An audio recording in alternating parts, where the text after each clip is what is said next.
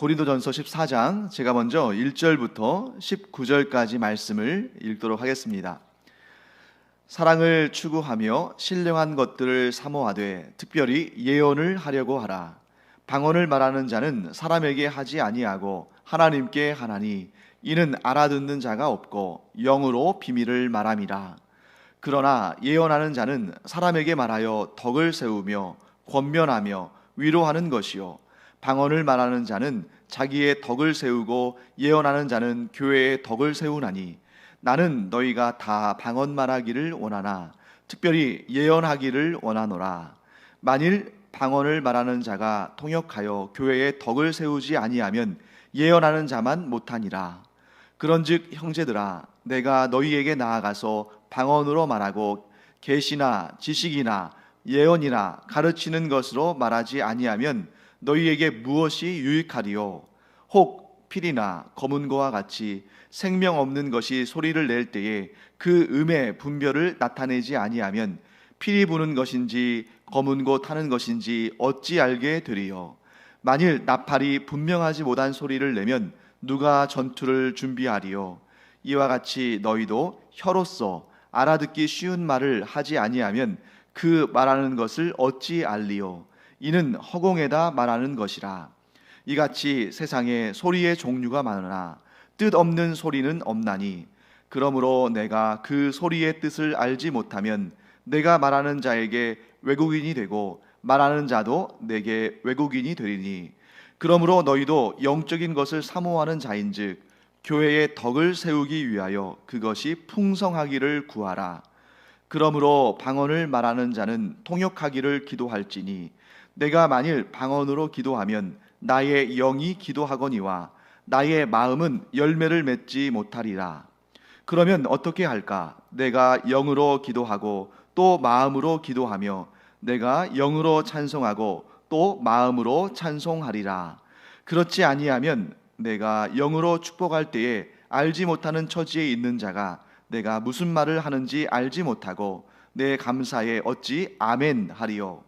너는 감사를 잘 하였으나 그러나 다른 사람은 덕 세움을 받지 못하리라. 내가 너희 모든 사람보다 방언을 더 말함으로 하나님께 감사하노라. 그러나 교회에서 내가 남을 가르치기 위하여 깨달은 마음으로 5마디 말을 하는 것이 1만 마디 방언으로 말하는 것보다 나으니라. 아멘. 네, 반갑습니다. 여러분 잘 오셨습니다. 또 지금 인터넷으로 온라인 예배 드리시는 분들도 반갑습니다. 자, 오늘 이제 지난 시간에 이어서 계속 은사에 관한 이야기가 나오고 특별히 오늘은 그 중에서도 방언과 예언의 은사에 대해서 설명하고 있습니다.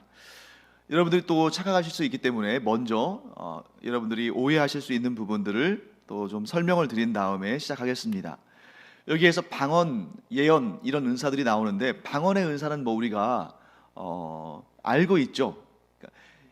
우리가 일상에 쓰는 이러한 인간의 언어가 아닌 영적인 언어로, 즉 알아들을 수 없는 언어로 기도하거나 말하는 그런 것을 방언이라고 말합니다.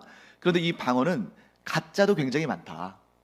왜냐하면 못 알아듣기 때문에 이것이 하늘로부터 오는 성령의 은사로서의 방언일 수도 있지만 사람들이 좀 다른 사람 앞에서 과시하기 위해서 알아듣지 못하는 말을 일부러 만들어서 할 수도 있고 더 심각한 경우에는 사탄이 사람들을 미혹하기 위해서 방언으로 말하게 하는 그러한 어떤 죄에 빠지게 만드는 미혹의 도구로 사용하기도 한다.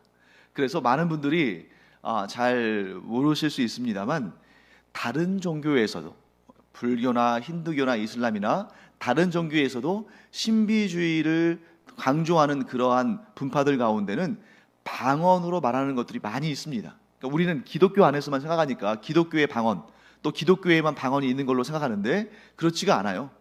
다른 종교나 다른 어떤 사상이나 이런 것들 중에서도 이런 어떤 황홀경, 또 방언, 즉 알아듣지 못하는 말로 말하는 것, 또 환상을 보는 것, 이거 굉장히 많습니다. 그러나 기독교의 방언과 타 종교의 방언을 우리가 비교하자면 기독교의 그 방언이 진짜 방언이라면 그것은 성령이 주시는 은사고, 또 다른 곳에서 만나는 방언은 사탄이 주는 그런 장난이나 유혹이나 미혹이다, 이렇게 우리 정의할 수 있겠습니다. 자, 그 다음에 예언. 보통 우리가 예언하면 앞에 일어날 일들을 미리 말하는 것, 미래에 일어날 일들을 미리 알고 말하는 것, 이런 정도로만 생각하는데 그건 잘못이죠. 물론 그것이 포함되어 있긴 합니다. 그런데 우리가 보통 성경에서 예레미야나 이사야나 다니엘이나 에스겔이나 이런 예언자들을 볼 때 그들이 말한 것들을 분석해 보면 분명히 장차 일어날 일을 미리 말하는, 미리 이야기해 주는, 하나님께로부터 그 뜻을 받아서 미래의 일을 미리 예언하는 그런 경우들도 물론 있지만, 그보다 훨씬 더 많은 비중에 무엇이 있어요? 그 당대에 문제가 되는 것에 대한 하나님의 꾸짖으심, 또 그 당대에 잘하고 있는 일에 대한 하나님의 복의 말씀, 또 우리가 모르는 것에 대한 하나님의 깨달음을 주시는 말씀, 즉 하나님의 말씀을 받아서 전달하는 그런 역할이 예언자의 역할이고, 예언은 하나님의 뜻을 받아서 전하는 일이다, 이렇게 정의를 해야 됩니다. 그래서 좁은 의미로, 예언에 대한 좁은 의미로 미래에 일어날 일을 미리 말하는 것, 이것 역시 예언의 한 부분이지만 예언은 그것만이 아니다. 오히려 예언에 대한 정확한 정의는 하나님의 말씀을 받아서 그것을 전달하는 것이다, 이렇게 말할 수 있고요. 그래서 제가 이 시간 성경을 연구해서 여러분들에게 성경의 말씀을 이런 설교라는 형태로 전달하고 또 성경 공부라는 형태로 가르친다면 그건 역시 뭐예요? 예언의 사역이다 라고 우리는 정의할 수 있습니다. 자, 이렇게 우리가 용어를 정리한 다음에 내용을 살펴보겠습니다. 자, 모든 성도는 신령한 은사를 갈망하고 또한 추구해야 됩니다. 그래서 하나님께 은사 주시기를 기도해야 됩니다. 그런데 사도 바울은 특별히 여기에서 어떤 은사 받기를 원하냐면, 물론 방언의 은사를 너희가 받기를 나는 원한다.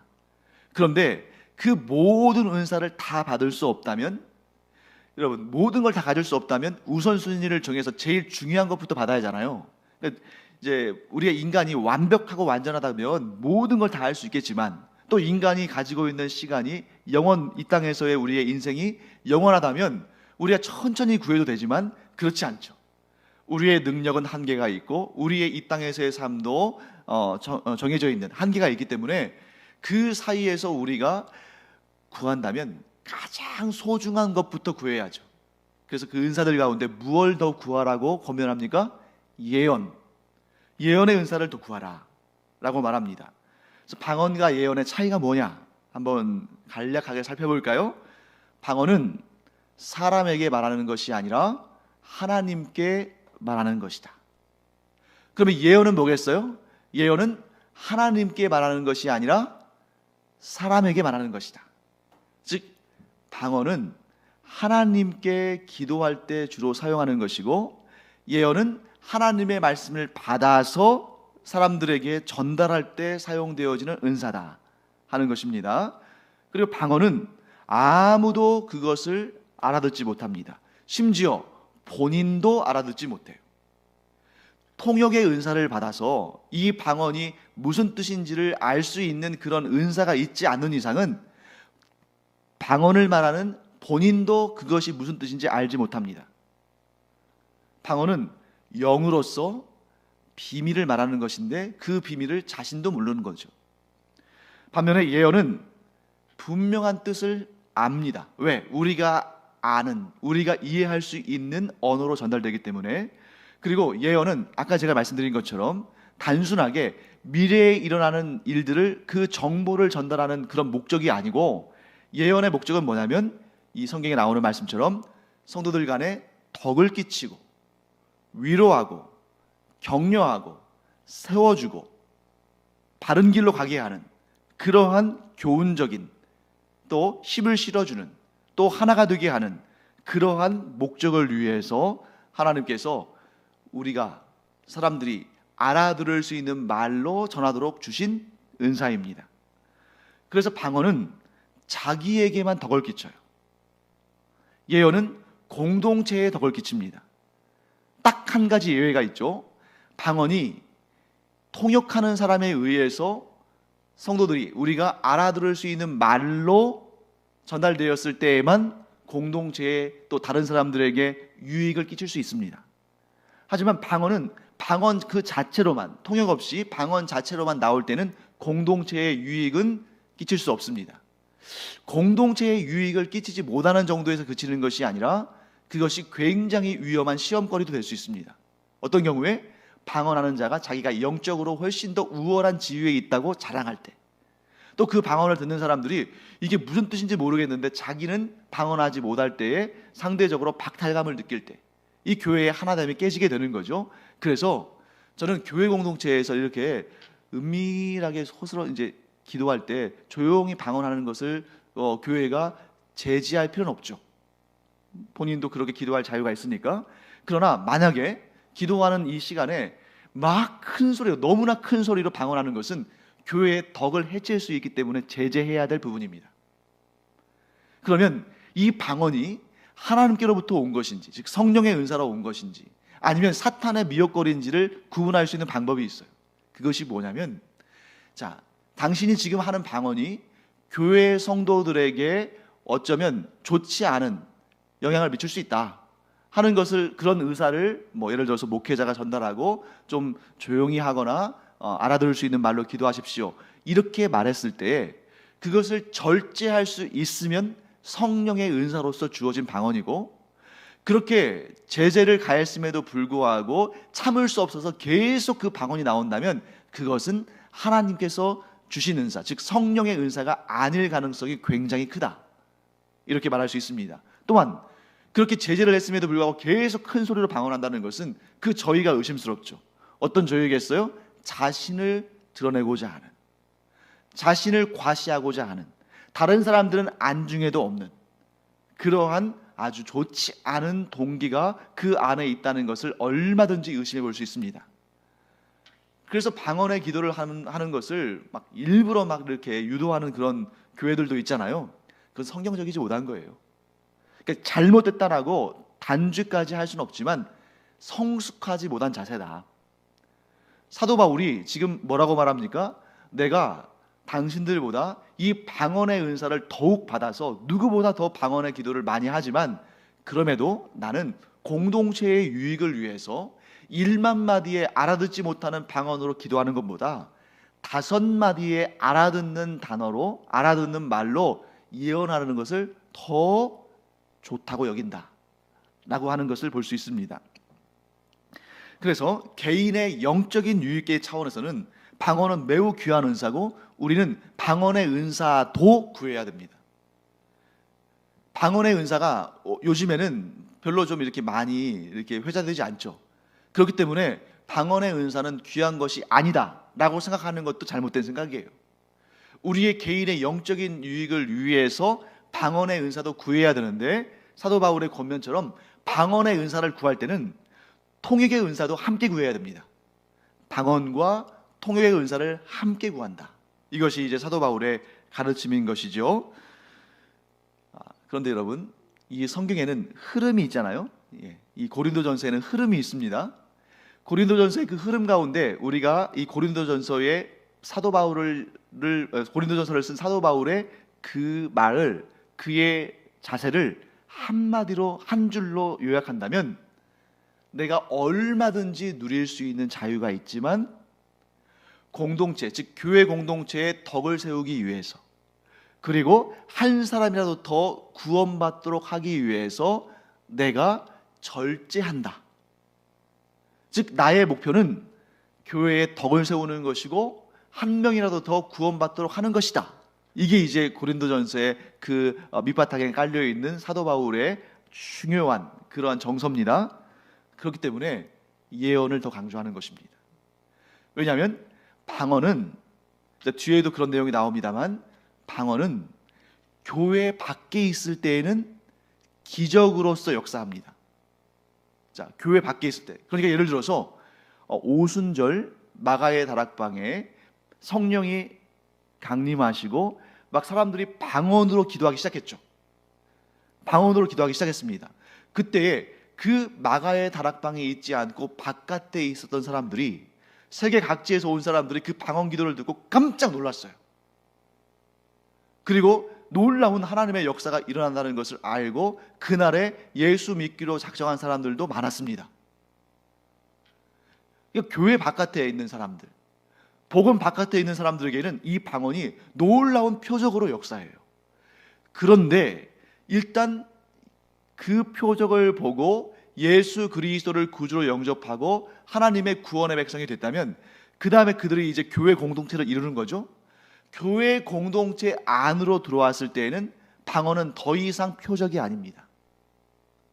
교회 공동체 안에서는 방언은 오직 통역을 통해서 그 내용이 알려지는 것 외에는 개인적인 영적인 유익의 차원이에요. 반면에 예언은 어떤 것이냐면 교회 바깥에서는 표적이 아닙니다. 신앙의 공동체 바깥에서는 표적이 아니에요. 자, 예를 들어서 믿지 않는 사람들이 우리가 복음의 말을 이렇게 전달하고 또 뭐 목사님의 어떤 설교 뭐 CD나 혹은 그러한 그 방송들을 들을 때 그걸 기적으로 여기지 않습니다.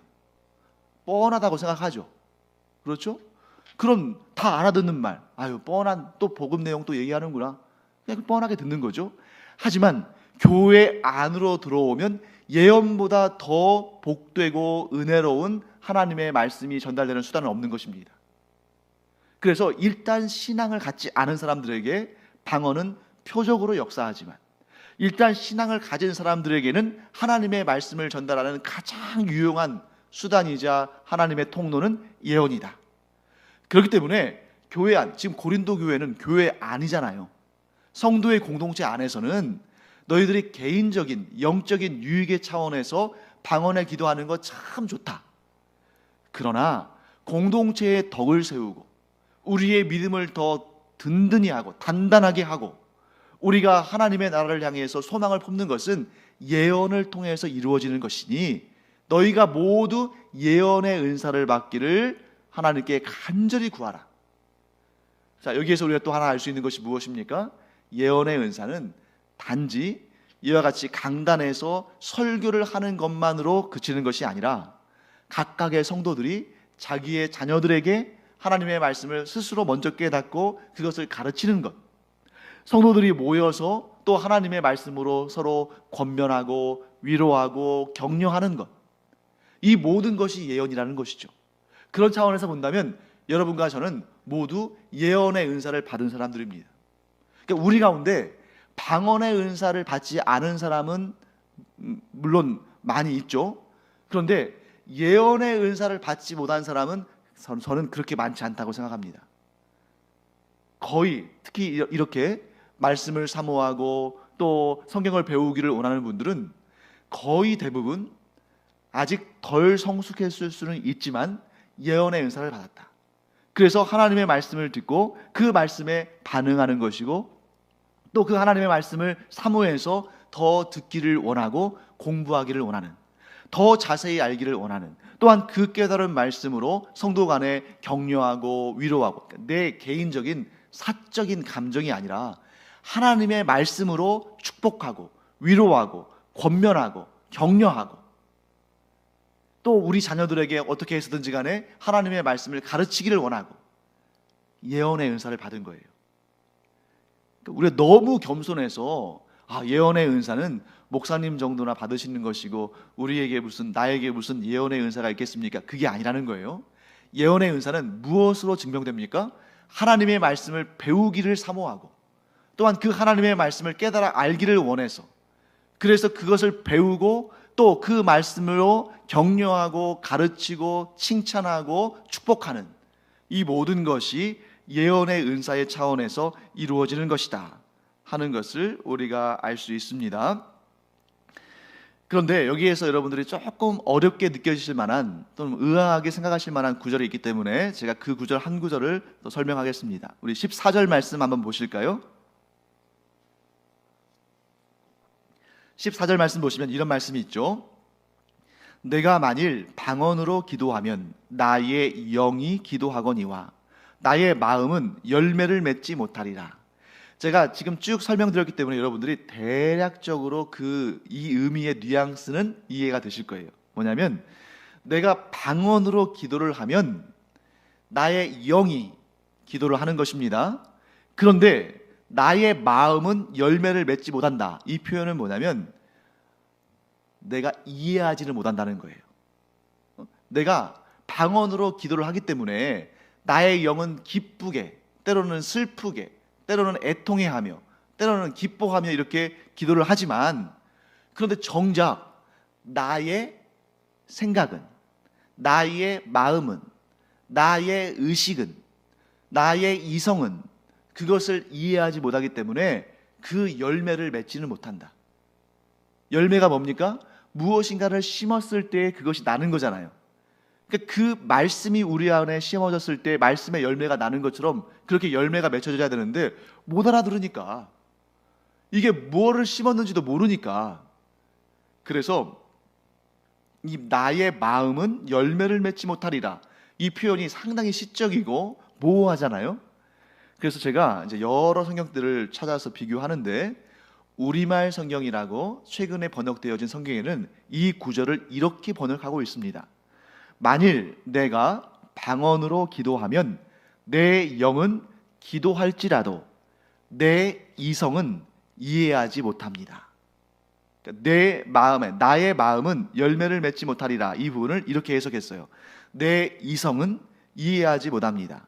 근데 참 잘된 번역이라고 생각합니다. 왜냐하면 이 개역 개정 성경이 마음으로 번역한 이 단어, 나의 마음은 열매를 맺지 못하리라 해서 마음으로 번역한 이 단어가 헬라어 원어로는 누스란 단어예요. 누스. 이 누스라는 단어가 여러 가지 의미가 있는데, 물론 마음이란 뜻도 있지만 다른 뜻도 있어요.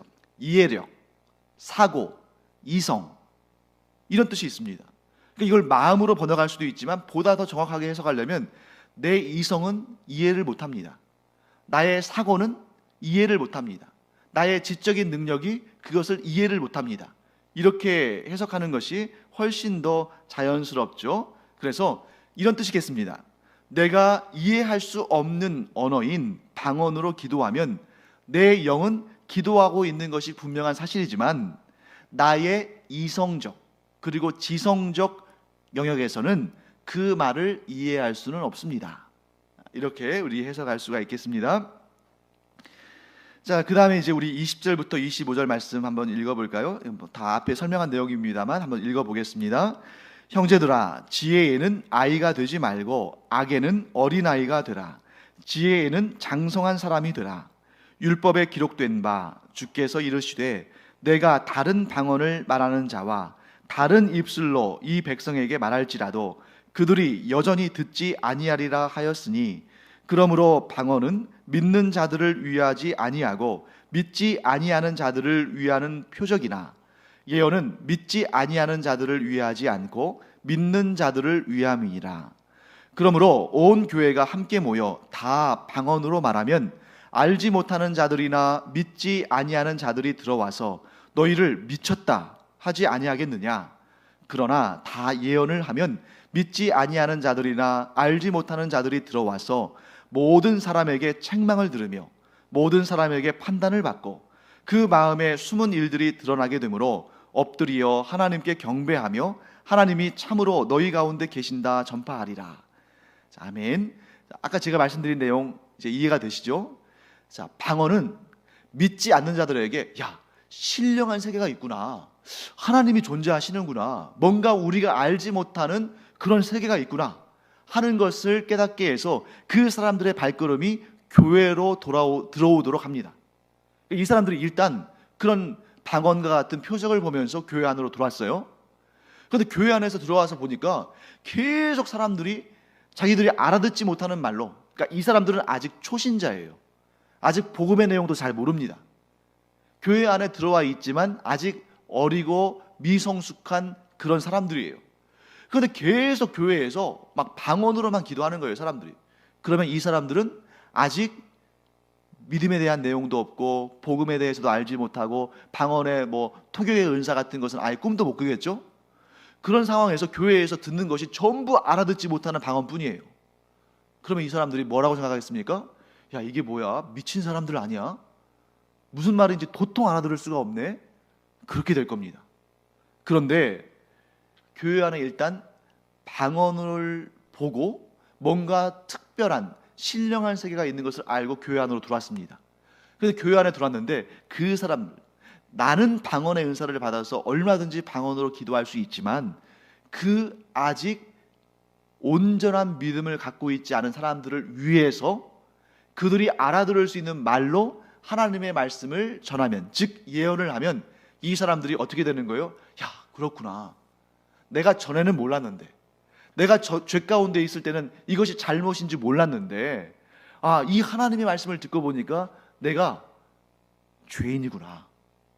그리고 이 사람들의 예언의 말씀을 듣고 보니까 이 죄로부터 내가 벗어날 수 있는 길이 있구나. 이것이 진정한 복음이구나 하고 그들이 열매를 맺고 구원에 이르고 그들 역시 성숙한 그리스도인으로 성장할 수 있다는 것입니다. 그래서 교회 안에서 공적으로는 어느 누구도 방언으로 기도를 해서는 안 되고 말씀을 전해서는 안 됩니다. 예를 들어서 주일날 예배를 드리는데 대표 기도를 하는데 방언으로 기도한다? 안 될 일이에요. 또한 여기서 설교를 하는데 제가 제 영적인 그러한 은사를 자랑한다고 중간중간에 막 방언을 섞어가면서 설교한다? 그것도 안 될 일입니다. 또한 제가 설교를 하는데 중간중간에 일어나서 목사님, 저한테 지금 성령의 역사가 일어나서 지금 방언을 해야겠습니다 하고 막 방언을 막 하는 거, 그것도 안 될 일입니다. 왜요? 하나님은 질서의 하나님이시고 이 공동의 예배 가운데는 믿음이 있는 사람도 있지만 없는 사람도 있고, 또 하나님에 대한 지식이 풍성한 사람도 있지만 아직 풍성하지 못한 사람도 있기 때문에 온전히 알아들을 수 있는 말로 모든 예배가 이루어져야 되는 것이죠. 자, 이 부분에 방언에 대해서 이제 조금 더 구체적인 내용들을 그 다음의 내용에서 또 이야기하고 있습니다. 제가 26절부터 40절까지 말씀을 읽겠습니다. 그런즉 형제들아 어찌할까? 너희가 모일 때에 각각 찬송시도 있으며 가르치는 말씀도 있으며 계시도 있으며 방언도 있으며 통역함도 있나니 모든 것을 덕을 세우기 위하여 하라. 만일 누가 방언으로 말하거든 두 사람이나 많아야 세 사람이 차례를 따라 하고 한 사람이 통역할 것이요. 만일 통역하는 자가 없으면 교회에서는 잠잠하고 자기와 하나님께 말할 것이요. 예언하는 자는 둘이나 셋이나 말하고 다른 이들은 분별할 것이요. 만일 곁에 앉아 있는 다른 이에게 계시가 있으면 먼저 하던 자는 잠잠할지니라. 너희는 다 모든 사람으로 배우게 하고 모든 사람으로 권면을 받게 하기 위하여 하나씩 하나씩 예언할 수 있느니라. 예언하는 자들의 영은 예언하는 자들에게 제재를 받나니 하나님은 무질서의 하나님이 아니시오 오직 화평의 하나님이시니라. 모든 성도가 교회에서 함과 같이 여자는 교회에서 잠잠하라. 그들에게는 말하는 것을 허락함이 없나니 율법에 이른 것 같이 오직 복종할 것이요. 만일 무엇을 배우려거든 집에서 자기 남편에게 물을지니 여자가 교회에서 말하는 것은 부끄러운 것이라. 하나님의 말씀이 너희로부터 난 것이냐 또는 너희에게만 임한 것이냐. 만일 누구든지 자기를 선지자나 혹은 신령한 자로 생각하거든 내가 너희에게 편지하는 이 글이 주의 명령인 줄 알라. 만일 누구든지 알지 못하면 그는 알지 못한 자니라. 그런즉 내 형제들아 예언하기를 사모하며 방언 말하기를 금하지 말라. 모든 것을 품위 있게 하고 질서 있게 하라. 아멘. 자, 이 구절에서 지금 딱 한 단어, 지금 우리가 읽은 이 말씀 26절부터 40절까지의 이 내용 가운데 딱 하나의 주제어를 선택하라면 뭘 선택해야 할까요? 질서입니다. 모든 것을 질서 있게 하라, 이것이죠. 방언 말하는 거 금하지 말아라. 그러나 방언을 말할 때에 통역하는 자가 있을 때에만 교회 공동체의 예배 가운데에서 방언해라. 그리고 그 방언도 막 무질서하게 하지 말고 딱 2-3명 정도만 이렇게 순서에 따라서 하고 그때에 통역하는 사람이 통역을 해라. 예언도 마찬가지다. 막 무분별하게 서로 예언하려고 하지 말고 순서에 따라서 2이나 3 정도만 이렇게 예언을 하고 또 그 예언을 옆에서 분별해라. 그것이 과연 하나님의 말씀이 맞는지 아닌지 분별해라. 그리고 어떤 사람이 지금 그 계시의 말씀을 받아서 예언을 하고 있는데, 다른 사람에게 계시의 말씀이 예언의 영이 임하면 먼저 하던 사람은 좀 잠잠히 기다려주고 그 사람에게 임한 말을 한번 들어봐라. 이런 질서를 지어주는 것이죠. 그래서 33절 말씀에 이런 말이 나옵니다. 하나님은 무질서의 하나님이 아니시오 오직 화평의 하나님이시니라. 그래서 어떤 사람이 하나님께로부터 계시를 받았다고 예언을 하는데, 주변 사람들이 그들도 역시 하나님의 예언의 은사를 받은 사람들이죠. 들어보았는데 그것은 우리에게 임한 하나님의 예언의 말씀과 다르다. 그러면 그걸 제재를 하는 거예요. 왜? 하나님은 같은 말씀을 주시지 전혀 엉뚱하게 다른 말씀을 주지 않으시거든요. 이것은 오늘날로 말하면 뭐냐면, 이 교회 공동체 안에, 예를 들면 우리 대한예수교 장로교회 안에 많은 교회들이 있잖아요. 그런데 어떤 교회 목사님이 이 성경의 말씀, 정통 신학과 다른 엉뚱한 얘기를 한다, 그런 사람들 있잖아요. 그러면 그 제재해야 한다는 거예요. 그래서 만약에 일반적으로 어느 정도 해석에 좀 차이가 있을 정도는 그냥 용납하지만, 전혀 이 정통 교리에서 벗어난 말을 하면 총회에서, 노회와 총회에서 이단 대책위를 구성해서 조사를 해가지고 그런 사람이 그러한 잘못된 가르침을 가르치지 못하게 이단으로 정합니다. 이런 행위를 하라는 것이죠. 그다음에 마지막으로 딱 한 가지를 이제 우리가 살펴보고 마쳐야 할 텐데요, 굉장히 어려운 부분입니다. 어디냐면 34절, 35절 말씀이죠. 제가 다시 한번 읽어보겠습니다. 여자는 교회에서 잠잠하라. 그들에게는 말하는 것을 허락함이 없나니 율법에 이른 것 같이 오직 복종할 것이요, 만일 무엇을 배우려거든 집에서 자기 남편에게 물을지니 여자가 교회에서 말하는 것은 부끄러운 것이라. 굉장히 어려운 말씀이죠. 네, 성차별적인 그런 말씀처럼 보일 수도 있습니다. 그래서 어떤 학자들은 이 성차별적인 것으로 보이는 이 말씀과 또 하나님의 진리의 말씀이 서로 부딪혀서는 안 된다. 이걸 어떻게 해서든지 좀 해석해 봐야겠다. 성경이 이렇게 성차별적인 말씀을 하실 리가 없다.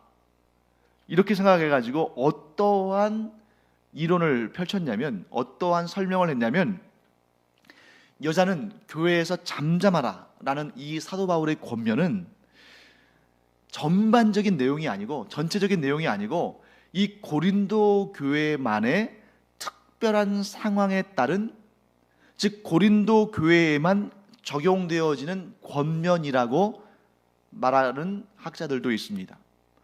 예를 들면 이 앞에 보시면 지금 사도 바울이 계속 은사에 대한 이야기를 하잖아요. 그러니까 이 고린도 교회가 다른 교회들에 비해서 유난히 은사에 대해서 관심도 많았고 은사에 관해서 문제도 많은 교회였다. 그런데 그 가운데 특별히 이 고린도 교회의 일부 여성도들 가운데 이 은사를 너무 사랑하고 너무 원하고, 그래서 은사를 받긴 받았는데 그 은사를 절제하지 못하고 공동체의 유익을 생각하지 않고 막 방언하고 막 예언하면서 그 당시에 있었던 이러한 질서를 깨뜨리고, 그래서 이 교회 내에서 문제가 되고 사회적으로도 문제가 되니까 그런 교만한 질서를 깨뜨리는 여인들을 향해서, 여인들이 너희들이 너무 지금 소위 말해서 오버한다, 너희들이 너무 지금 과하다, 그러니까 잠잠해라, 그리고 무엇인가 궁금한 게 있으면 집에 가서 남편들한테 물어봐라, 이렇게 말했다고 해석하는 학자들이 있습니다. 물론 그런 부분이 있을 수 있겠죠. 우리가 뭐 타임머신을 타고 2000년 전으로 돌아가서 고린도 교회에 가서 다 확인할 수는 없으니까 그럴 가능성도 있다고 볼 수 있습니다.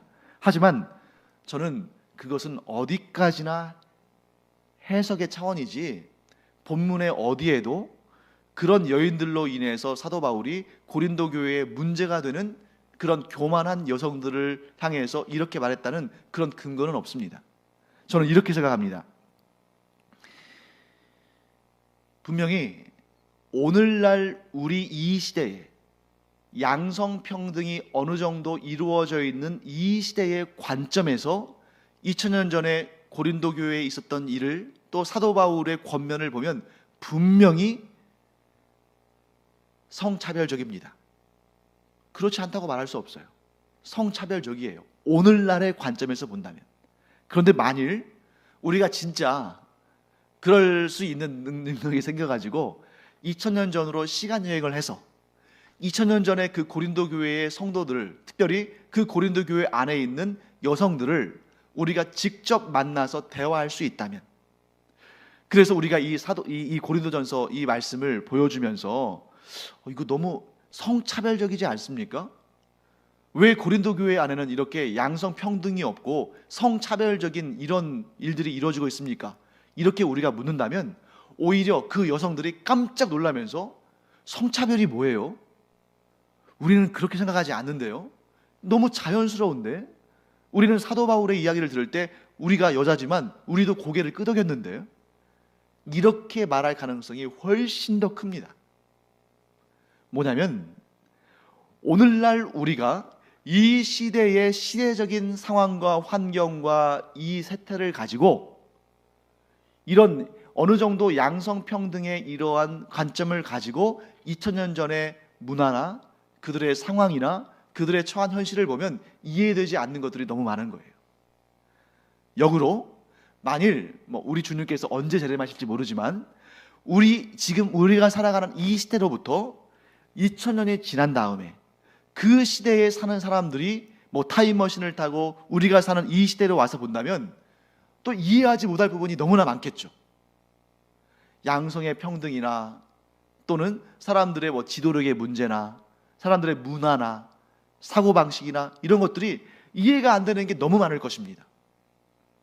그렇기 때문에 2000년 전의 고린도 교회의 그 상황을 보면 오늘날 우리의 관점에서 보면 분명히 양성평등이 없고 성차별적인 내용들이 많이 있지만, 그러나 그 당대에는 그것이 당연한 것으로 여겨졌던 그런 시대였습니다.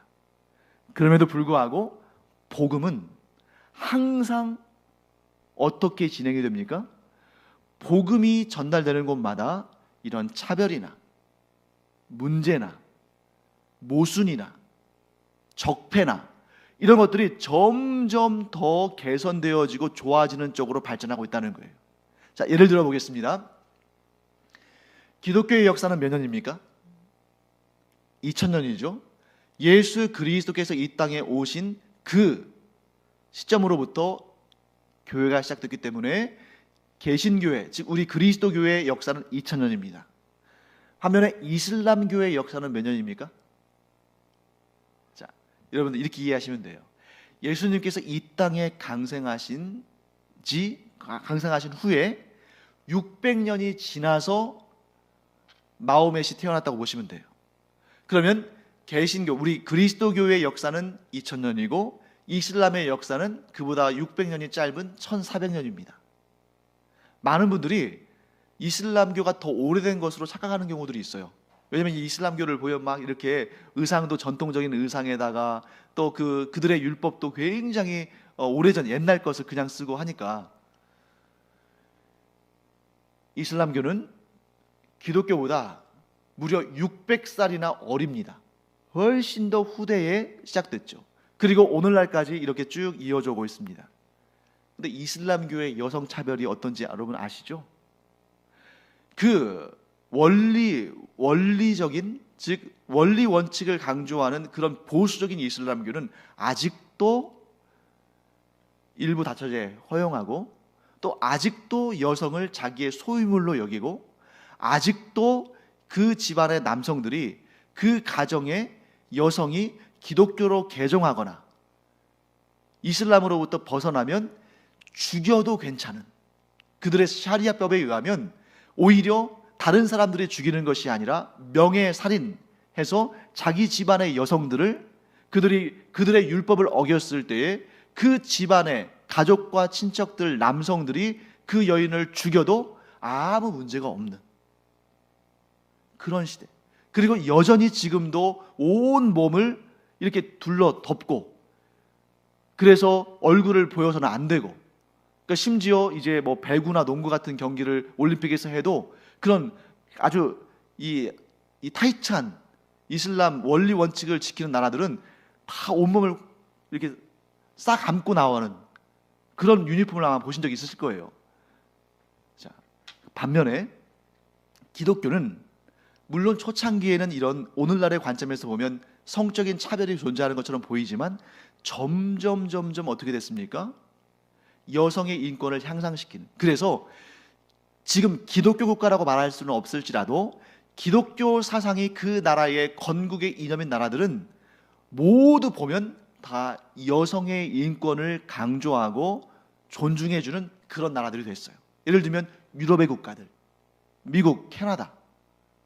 오늘날 우리나라도 기독교의 영향으로 여성 차별을 점점 극복해 나가죠. 만일 우리나라가 우리 전통 종교인 유교나 불교 사회였다고 생각해 보세요. 아직까지 우리나라를 이끌어가는 그런 영적인 힘이 불교나 유교에 있다고 생각해 보세요. 얼마나 많은 그런 성적 차별이 지금도 존재하겠습니까? 뭐 예를 들면 유교의 전통 가운데 칠거지약 같은 게 있잖아요. 아들을 낳지 못했다는 이유 때문에 쫓겨나가는 그러한 성차별적인 그런 상황이 오늘도 존재하지 않겠습니까? 그래서 분명히 이 고린도전서, 이 지금 오늘 우리가 읽은 이 말씀 14장의 34절 35절이 오늘날 관점에서 보면 성차별적으로 보이지만, 그러나 그 당대에는 그것이 질서였고, 그러나 복음의 힘은 역사가 흐르면서 여성의 인권을 더 존중하고 더 평등을 또 이렇게 일으키는 그러한 쪽으로 흘러갔다. 이것이 기독교의 전통이 되었다 하는 것을 우리가 알기를 바랍니다. 예, 시간이 많이 지났네요. 기도하겠습니다. 하나님, 주님의 은혜를 감사드립니다. 저희가 복음의 힘에 대해서 이 시간 공부를 합니다. 하나님, 저희가 하나님의 말씀을 받은 자들로서 복음을 힘있게 전하는 예언의 은사를 받았으니 저희의 가정에서 또 이 교회 공동체에서 또한 세상을 향해서 힘있게 복음을 증거하게 하여 주시옵시고, 또한 이 복음이 모든 사람들을 그 올무와 또 자유 없음과 또 여러 가지 제약으로부터 살려내고 자유를 주고 평등하게 하는 하나님의 능력의 힘이 될 줄 믿사오니 저희들이 이 복음의 힘으로 역사를 바꾸어가는 하나님의 사람들 되게 하여 주시옵소서. 감사드리며 예수님의 이름으로 축복하며 기도합니다. 아멘.